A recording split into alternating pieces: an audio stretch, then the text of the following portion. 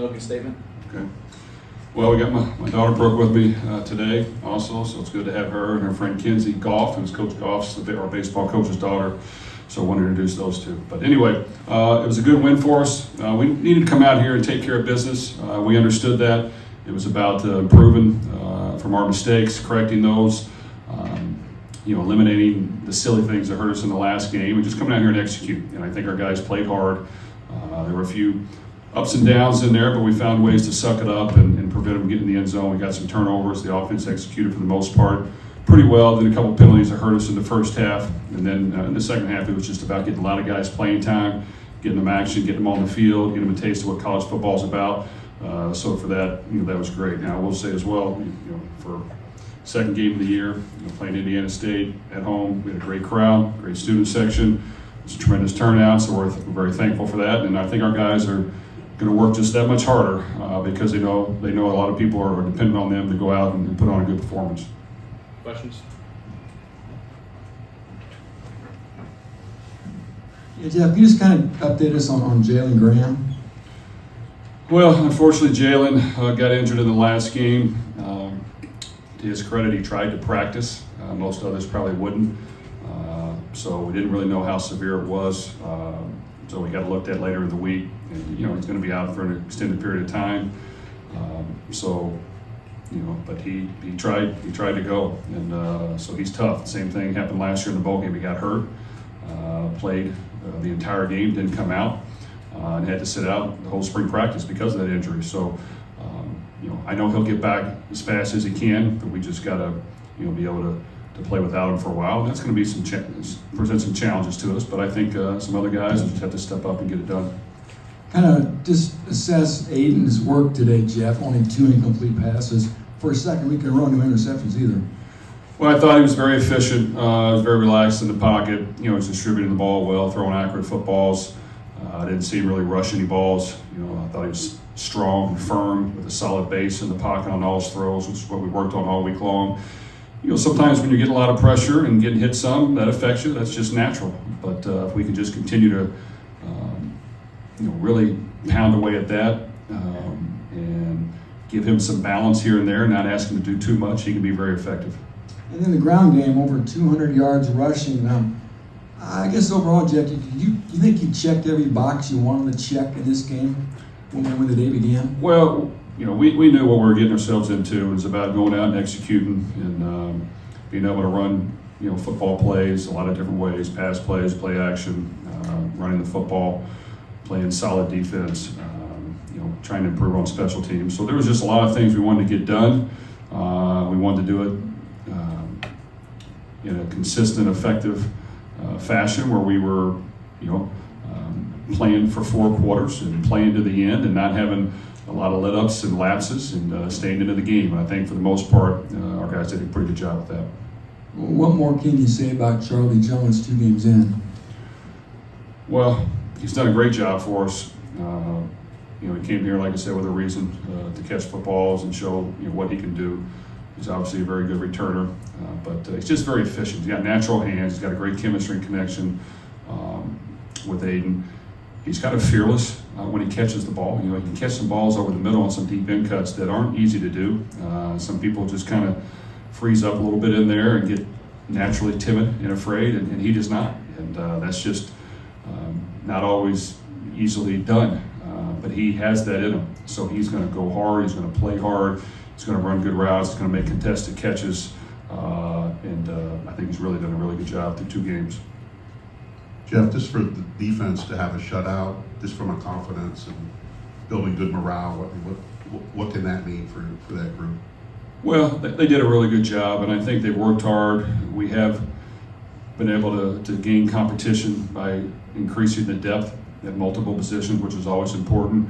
We want to continue to push the top ones to kind of step forward and be leaders and be playmakers every game. And I think we saw a little bit of that today. But we just want to make sure that happens. I think we have a lot of guys coming back from last year's defense, so we have to be good in order to win. Coach English and the staff, Coach Hagan, all of them have done a really good job.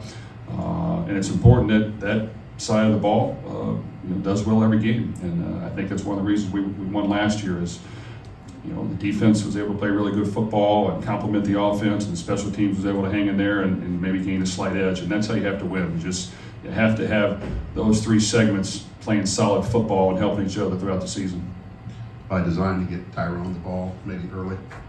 Yes, it was, and I think he's somebody that just needs to get touches, and he can do multiple things for you, a little bit out of the backfield, a little bit run the ball, a little bit at receiver, and we just want to get him comfortable in that role.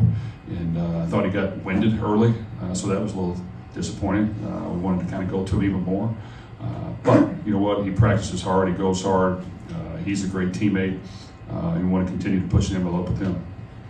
Beyond Sanusi and Chris Jefferson, who else will you be looking to help fill Jalen's role here over the next few weeks? Well, we're going to have to, which we've talked about quite a bit ever since we found out, Friday morning, exactly what Jalen had.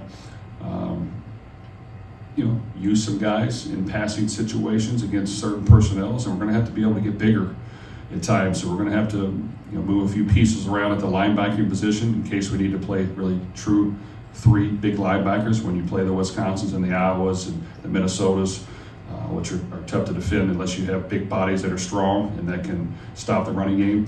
So that's going to be the challenge. I think when we get into passing situations, Bryce Hampton, Chris Jefferson, those guys could do a good job, but we're going to need to get bigger in certain run groupings, and that's going to be the challenge for us. Question for Brooke. No, I'm just kidding. Cam had I think he recovered that fumble on the first play of the game, and then obviously had the pick six. Has he kind of become the leader of that secondary group? He's been a constant back there now for several years for you. Well, I still remember recruiting Cam and him coming with his dad, and he talked about two guys that loved football. They wanted to be coached as soon as they got here on their visit. They wanted to talk ball the entire time. They were hungry to get better, and that's kind of been Cam's approach. He came in as a quarterback, athletic, and showed on the interception return. He made guys miss, took it to the end zone. So a lot of times those guys have a good feel of being back there, reading the quarterback, breaking on balls. And with him, we just want to continue to progress, getting him stronger and bigger. We can make those tackles and make those hits. But he's very smart. He wants to win. Yes, he's a leader of our defense, and he needs to play well for us to win. When you recruited him, did you know, hey, here's a quarterback, but he's a guy that he's easy to switch positions and he's going to step in and fill a role?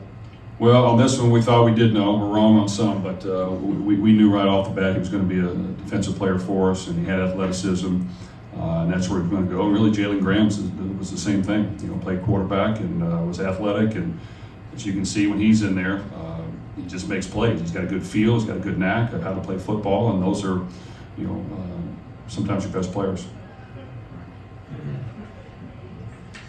Did you see anything from your defense from a competitive perspective, preserving the shutout, but also making those two red zone stops during the first half? I thought they were huge. We gave up a couple plays there on the one drive, and they got in there tight. And we found a way to bow it up and keep them out of the end zone, which really just great effort. It wasn't anything magical other than just guys finishing and trying to make the tackle and sprinting to the sideline and preventing him from getting in the end zone. So that's what you want to see. I thought we played to the end as well. Even with our backups, they played hard. They didn't want to get scored on. And that's what you got to do. And it has to just be a team effort. Throughout this season, there's going to be more guys get injured, so those guys got to get action and start to gain confidence and understand that at some point they're going to have to play. It happened last year in the bowl game. A lot of new guys had to play. And that's what good teams have to do. So we just got to continue to work on it. We know from here on out it's going to be a battle every week, starting on the road at Syracuse, and there's a lot of work to be done. When you're fortunate enough to be in the sort of position you're in today in terms of the scoreboard, how much do you keep in mind your quarterback race in the spring in terms of getting both Mike and Brady on the field? And how important is it for them to actually get kind of a taste of it? Well, I thought Aiden got good work in. Payne got good work in, even though we didn't give him the ball much. That's on me. And Charlie got good work in. So we definitely, there's certain pieces that we prefer to have throughout the entire year. So we got to make sure do our part to take care of it. And then get the others ready behind him, because at some point you're going to need them. It's happened a lot of years for us, even at the quarterback position. Austin Burton has worked hard. He did a really good job. He came in, made a few plays with his feet, which is what he has to do. We got him on the edge occasionally, and did a really good job with that. And I think he has to know that he's one play away from going in, and there may be games where he's got to have a role in the red zone, or third down or fourth down situations. Michael Lamos, a young quarterback who I think has a really bright future. He took more strides this past spring and fall camp than he had the previous year, which was great to see. He has athleticism. He has a good arm. He loves to compete. He's got a little bit of edge to him. So we wanted to get him some work. So I think he understands the offense better. He did a really good job. And at some point, he's going to play for us. And of course, Brady at the end, he's young. He's young, but he's got good size. He'll continue to get better. And you just got to develop that position every day because you never know when you're going to need him. As we got closer to the end there, obviously a lot more guys coming in from the bottom of the depth chart. Were there any guys out there that you have, being the head coach, seeing their journey to being here, that you're proud to see go out there and be able to suit up and see the field? Well, they've all done a good job. I think Dylan Dowling has really come a long ways since he transferred here last year.